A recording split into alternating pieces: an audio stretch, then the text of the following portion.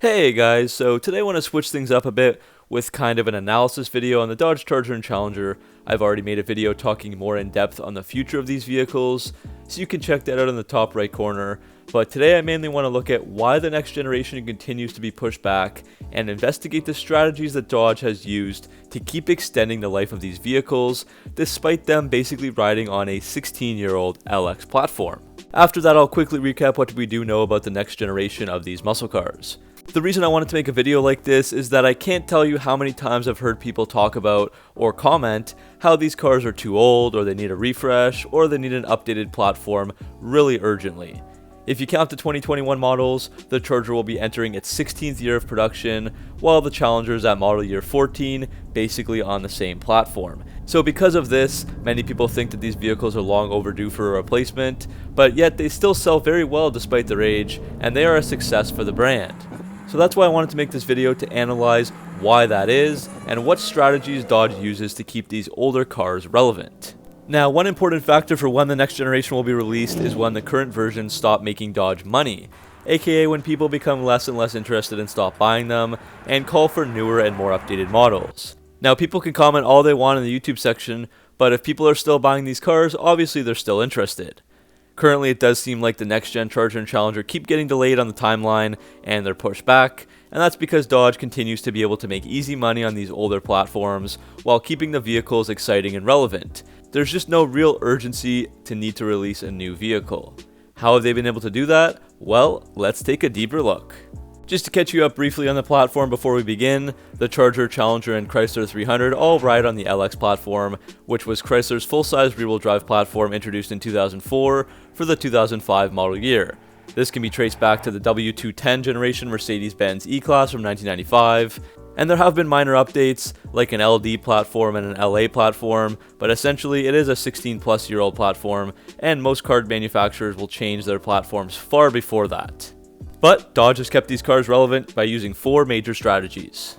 Number 1, modernizing the body style and adding what people want right from the factory. There are gradual changes focusing on the visual aspect and what you can see. By modernizing the body styles and the look, they can still keep it on the same platform, and most people can't really tell. They make it look brand new even if the platform underneath is old.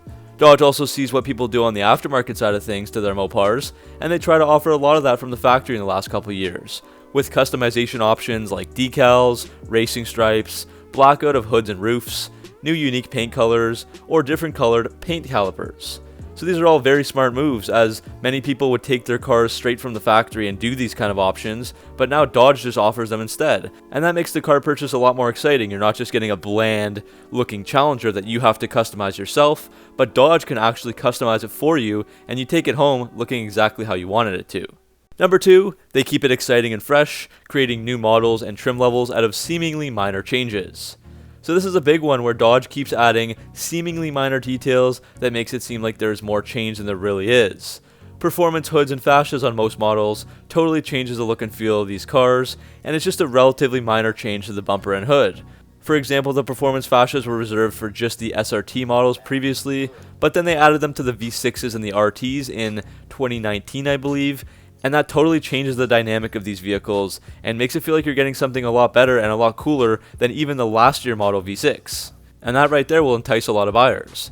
And the addition of something like the wide body models allowed them to add a whole new trim level and an extra $6,000 of cost, while also making the car look a lot more exciting, even though it's the exact same vehicle as before, just with some simple fender flares and a couple of different options on it. So something simple like this can really transform these Challengers and Chargers and drive people to buy the new stuff, even though it hasn't really changed much. The third reason is limited edition models, which create increased demand and online coverage. So this strategy is important as Dodge continues to create limited edition variants, which are most of the time nearly identical to the other models, but are very desirable, increasing the overall demand. And I've noticed that they also cause a ton of attention. Different YouTubers like myself might focus on these and release a video when they release something like a new 50th anniversary or a Demon, and many of the news articles will write things as well. And people also buy the vehicles and want to show them off, so Dodge gets tons of online coverage. This started on the first-gen Charger in 2006 and 7 with the Daytonas and Super Bs, basically mechanically identical to the stock RT and SRT8, but just with some added visuals. and this continued throughout the years, so now recently there are things like Daytona 392 models for the Chargers, while the Challenger gets things like the Shaker or the TA. You can add in Daytona Hellcat or a Dodge Demon, and there's so much demand created that these vehicles are marked up by $10,000 to $30,000 over sticker price by dealerships, and people still pay for them and buy them. Even though something like a 2020 Dodge Charger Hellcat Daytona isn't very much different than a regular 2020 Charger Hellcat, the fact that it's so-called rare and limited edition, and that it has a limited number badge on the dashboard, will add so much demand for the same vehicle as the past few years. And the last reason kind of ties into the rest, but Dodge slowly improves and distinguishes each model over time, and also reuses features on lesser trims. So Dodge is really smart to not expose all their tricks at once. If you go back to 2015, you got a regular Hellcat, SRT 392, and Scat Pack models for both the Charger and Challenger, along with the RT and various V6 trim levels. Slowly over time, everything got improved and fancier, without Dodge having to invest any big money into retooling, engines, or the platforms.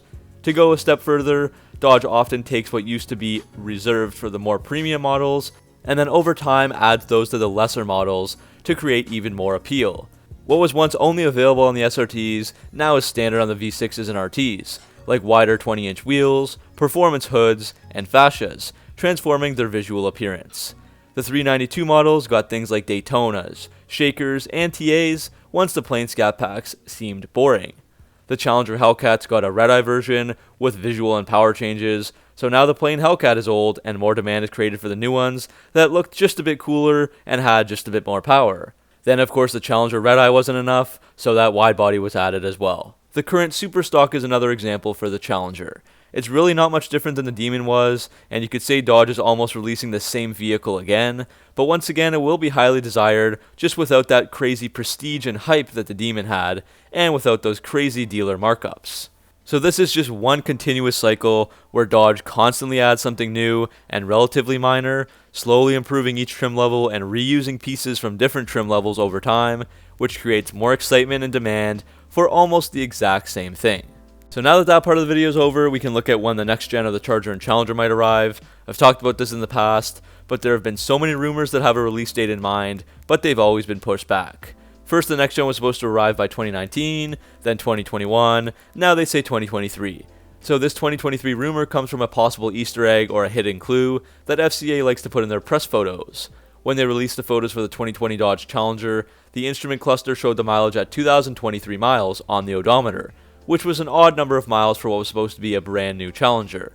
This is obviously not a confirmation of any kind, but they did show 7:07 as the time on the clock, forecasting the Hellcat-powered Ram 1500 TRX, and Jeep will hide similar clues as well. But it does seem like the experts expect that the next-gen Challenger and Charger are expected to be coming off of the assembly line in Brampton, Ontario in the fourth quarter of 2022. So that will mean the next gen should arrive for the 2023 model year. But even when that happens, I still think the current Challenger will likely be built alongside the new generation, since there will probably still be some good demand for it, and FCA has also done the same thing with other vehicles, like the Wrangler JK, as well as the Ram 1500 Classic, which is still being built. So maybe we see the current Challenger become the Challenger Classic once the new ones come out. So that's how Dodge continues to milk every penny from these older vehicles, and people still go nuts for them, as you can see all over social media. And I would expect them to continue this for a few years to use up the spare parts, maybe offering things like a V6 widebody later on before the next gen will be released. So that's the end of this video, guys. Hopefully you enjoyed talking in depth on the Charger and Challenger, and what do you guys think of what I said? Also, are you tired of these models and want to see something new, or are you happy with what Dodge has been doing so far? Let me know down in the comment section below. As always, thanks for watching, and I'll see you guys in the next video.